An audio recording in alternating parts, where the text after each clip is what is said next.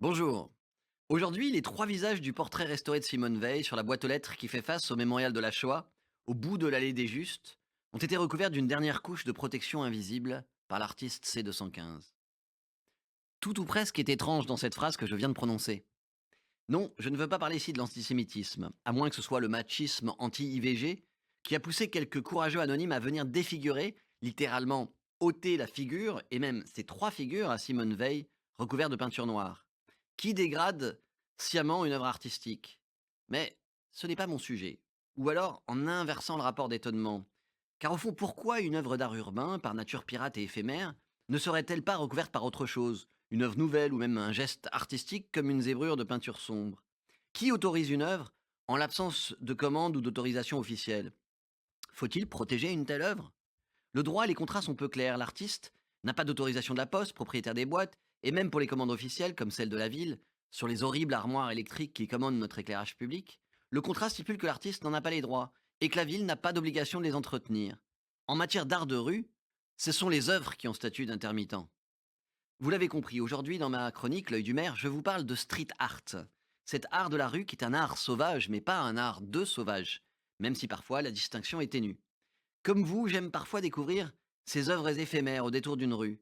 En les prenant en photo, en les publiant sur mon compte, je crois les arracher à l'éphémère. Mais quoi de plus éphémère qu'une story?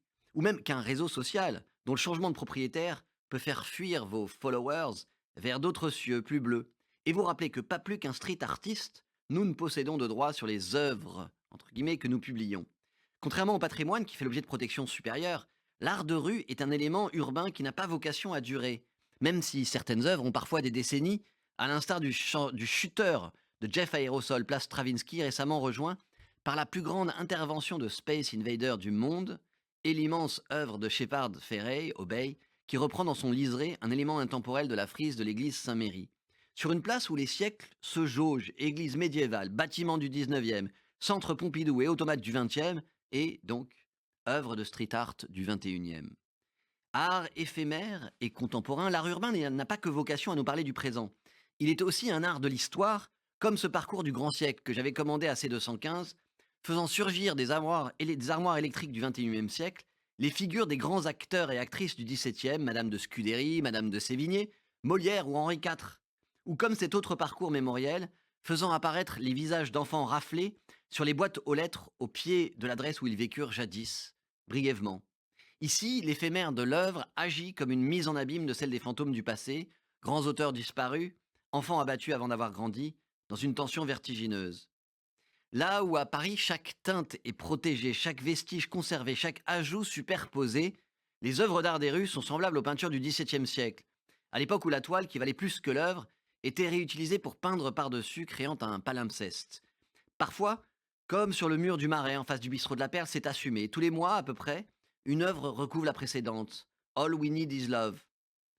Parfois, les œuvres sont tellement prisées qu'elles disparaissent, volées par des chapardeurs d'art de rue, à l'image de cette souris de Banksy, peinte sur un panneau de signalisation à Beaubourg. Ici, la rapine fait œuvre de subtilisation, à défaut de subtilité. Car s'il se subtilise, l'art de rue se subvertit aussi. Il se pratique sur un mur nu ou sur un objet urbain dont il détourne l'usage, comme ces fameux poteaux de signalétique urbaine de Clet Abraham. Le détournement n'est pas vécu comme un travestissement, au contraire, il agit comme révélateur du pan de mur, du signal. L'artiste le dit.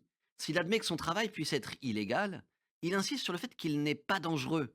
Ces détournements de panneaux de signalisation, tels l'ajout d'un petit personnage qui semble enjamber la barre blanche d'un sens interdit, les rendent plus visibles, alors que, nous dit-il, c'est la banalisation qui est dangereuse. J'aime aussi les pigeons de Havok, tellement crédibles que j'ai cru appeler le service de la propreté pour faire disparaître ceux nichés au cœur du marais. Je suis plus touché par cet art du coin de la rue ou des recoins de rue qui se nichent dans des endroits improbables, éphémères et surprenants, tels les plots qui marquent l'emplacement d'un tournage, ou les marches d'un escalier à bonne nouvelle.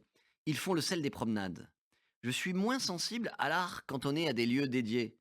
Il me semble qu'il en va du street art comme de la poésie, dont René Char disait que le plus grand danger était d'édicter un cadastre, que la poésie s'en moquait et renaissait précisément là où on avait décrété qu'elle n'était pas. L'art urbain, c'est une forme de poésie dans la ville, un peu comme tous ces mots des vitrines aux panneaux de signalisation dont Paul Auster faisait un grand poème dans la trilogie new-yorkaise. Écrivant, peu à peu, il commença à voir les rues comme un immense texte qu'il lui fallait apprendre à lire. Les noms sur les panneaux, les affiches, les enseignes lumineuses, tout cela faisait partie d'un alphabet inconnu, une langue secrète qui lui était adressée. Parfois, le langage sous forme de poème accompagne le dessin, à l'instar des haïkus de Mystique. Je m'arrête toujours devant celui-ci, sur un mur du quartier latin. Il faut que jeunesse se passe. De quoi? Mystique a désormais un square à son nom dans ce quartier. À deux pas de cette radio, j'y suis passé en venant. C'est mérité. J'avais été voir ses œuvres au carreau du Temple, mais je dois avouer qu'elles ont plus de sens au détour d'une rue ou d'une plage, comme sur les planches de Trouville. Les poèmes urbains sur nos murs me font penser au slogan de mai 68, l'imagination au pouvoir, ou sous les pavés la plage, aux inscriptions des amoureux dans l'écorce des arbres, ou aux dessins à la craie des enfants à qui on livre la rue pour des jeux, qu'exprime si bien la chanson des Kids United. On écrit sur les murs le nom de ceux qu'on aime, des messages pour les jours à venir. On écrit sur les murs à l'encre de nos veines, on dessine tout ce que l'on voudrait dire. On écrit sur les murs la force de nos rêves, nos espoirs en forme de graffiti. Comme ce mur face à l'école où Milo, disparu à 90 ans, regarde Milo déporté, encore enfant. Et les enfants qui ont le même âge depuis 80 ans, sur le parvis des 260 enfants, où des enfants écrivent à la craie la force de leurs rêves. Au fond, dans la ville coexistent deux temporalités concurrentes. Celle des œuvres qui se posent et se déposent en révélant ce sur quoi elles se posent, en n'existant que dans cette évanescence et ce jeu de miroir. C'est René Char encore. En poésie, on n'habite que le lieu que l'on quitte. On ne crée que l'œuvre dont on se détache. On n'obtient la durée qu'en détruisant le temps.